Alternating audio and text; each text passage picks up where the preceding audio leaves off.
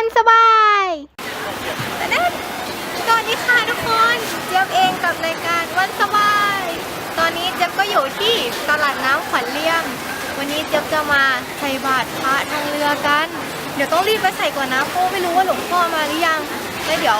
พาเพื่อนๆไปดูกันว่าใส่บาตรทางเรือนั้นเป็นยังไงแล้วก็เดี๋ยวพอใส่บาตรเสร็จไปเดินเที่ยวตลาดกันทุกคนตอนนี้เจี๊ยบก็ซื้อกับข้าวใส่บาตรมาเรียบร้อยแล้วเดี๋ยวเราจะรอหลวงพ่อพายเรือมาบิณฑบาตดูสิดูบรรยากาศอันเนี้ยให้ทายว่าคือเป็ดหรือคือห่านหรือคือหงส์เดี๋ยวเคยเข้าใจผิดว่ามันคืออะไรนะว่ามันคือห่านแต่พอเปิด Google แล้วมันคือหงส์เพราะว่าคอมันยาวก็อยู่นู้นเดี๋ยวเราแป๊บอะไรวะนี่เอาผัดถวายหลวงพ่อข้าวแล้วก็ขนมไปเรื่อยๆไม่ใส่คนก็จะมาใส่บาตรกันเมื่อตักบาตรเสร็จแล้วนะฮะสามารถที่จะทำบุญในส่วนอื่นไม่ว่าจะเป็นในเรื่องของการสร้างวิหารทานหรือการถวายสังฆทานก็เป็นสาราน้ำวัดบางขุนเหนือพื้นที่สาราสงฆ์ไทยวัดบางขุนใต้ก็สะดวกฝั่งไหนก็เชิญฝั่งนั้นได้เลยนะครับและที่สำคัญได้ลืมรับประทานอาหารมื้อเช้าด้วยนะฮะแล้วเดี๋ยวใส่บาตรเสร็จนะเราจะพาทุกคนไปเดินเที่ยวตลาดกันก็จะมีของกินเยอะแยะเลยฝั่งนู้นก็มีนะฝั่งนี้ก็มีเอาไว้ชอบผ่านเฮ้ยหงมันคือหงเขาบอกว่าแบบก็ทำบุญแล้วก็มันน่ารักแล้วเดี๋ยวเนี่ยพอเขาบิณฑบาตเสร็จใช่ไหมพอหลวงพ่อบิณฑบาตเสร็จเขาก็จะไล่ต้อนหงเข้าไปอยู่ในกรงชาวรับประทานได้ทั้งสองฝั่ง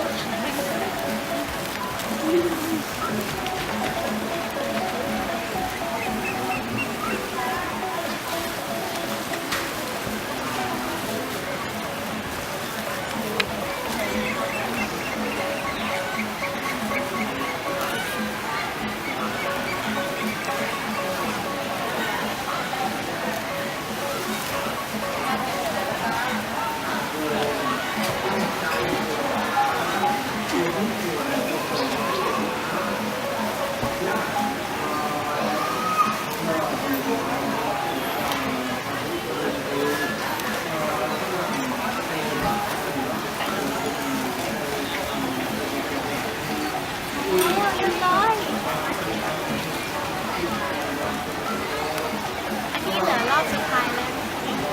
ปกติเขาจะมีกี่รอบนะตาโต้2วนไปวนกลับใช่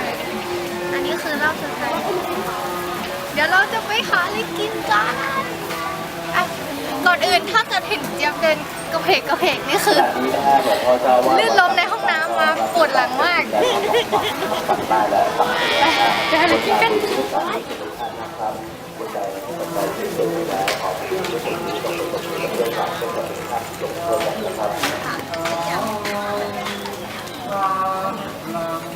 ก่อนไปหาอะไรกินไปทำบุญก่อนได้ไปทำบุญในตรงห้องนั้นก่อนตลาดน้ำมีทุกวันเสาร์อาทิตย์แล้วก็วันนักขัตฤกษ์นะทุกคนคือแบบใครว่างๆอยู่แถวนี้ก็มาได้ใส่แล้วรู้สึกอิ่มบุญโยมน้ำไม่ลุกผลไม้นะขวดเปล่าโยมถือติดมือวางไว้โต๊ะด้านซ้ายด้วยจ้ะปลาคาร์ฟที่มันเรียกว่าปลาคาร์ฟเพราะว่ามันคาร์ฟเหรอโยมที่มีสังฆทานแล้วเชิญมานั่งด้านหน้าก่อนเลยจ้ะมันมากเลยแต่ละตัวไปทำบุญกันใช่ไหมพระบรมสังฆปาจันโทปนละโหยธานายิโตจัตตารโอธรรมาวัฏันติอายุโนตุขังภาลังเจสิทิสนังราวังโตติตักยังตุขังพลังติอายุตวันโนจะตัวคังบุตรีติยตวานพระวัตสัตอายุติทิวติทีพระวันตุเตสาท่านรู้แต่เราดีมีความสุขเอาละค่ะทุกคนเมื่อกี้ไปใส่บาตรมาแล้วเดี๋ยวเจ๊จะพาทุกคนไปหาของกินกัน ไปฝั่งวัดบำเพ็ญเหนือชอบสับสนอันนี้คือบำเพ็ญใต้โอเคไปเลย หน้าใส่แล้วหน้าเขาเลย เห็นไหมเห็นในตัวนั้นไหมคือมาครั้งแรกงงว่ามันเต้นได้ยังไงเดี๋ยวคุณลุงคนนั้นก็สงสัย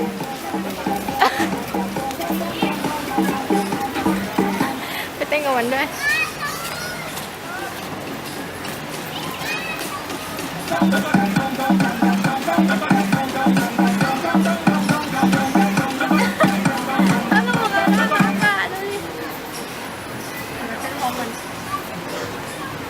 ดับแล้วอ่ะ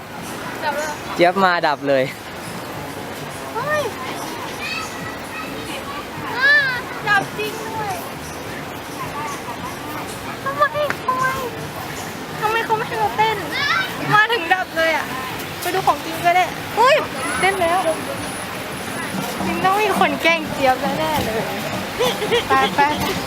นี่ไงหงที่เราเจอกันเมื่อกี้มันคือหงส์แตรเพราะว่าเสียงร้องของมันน่ะเหมือนเสียงแตรเขาก็เลยเรียกมันว่าหงส์แตรแล้วก็จะมีร้านขายเสื้อผ้าเยอะเลยแล้วข้างล่างก็จะเป็นของกินต่างๆนานาเอาล่ะทุกคนตอนนี้อยู่ในช่วงเตรียมชวนชิมไปดูกันดีกว่าจะมีเป้าหมายว่าจะต้องซื้อเนี่ยกลับบ้านเอากี่กล่อง กล่องเดียว ของไม่ใช่ต้องซื้อกล่องใหญ่รอแป๊บเพราะว่าแหนมเนืองอันนี้อร่อยหนูก็เคยกินแล้วอร่อย แดงแหนมเนือง แดงแหนมเนืองเขาบอกว่ามันเป็นแบบออริจินอลของเวียดนามเลยปะ ไม่รู้ ใช่ปะ ไม่รู้ เหมือนกันนี่น้องกำลังทดของอยู่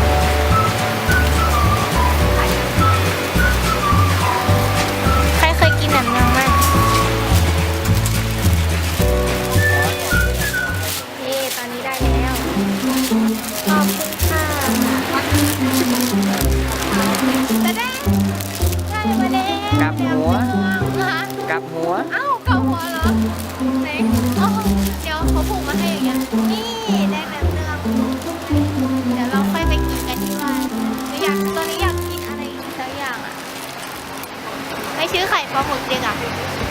อยากกินอ่ะนี่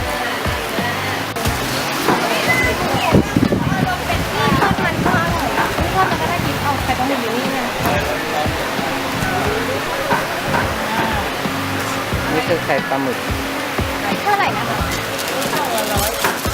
เหมือนกันว่ามันแดงไม่มีเงินหรือว่าจะเอาเปลี่ยนเป็นทอดมันแทนแล้วนะค่ะ5 บาท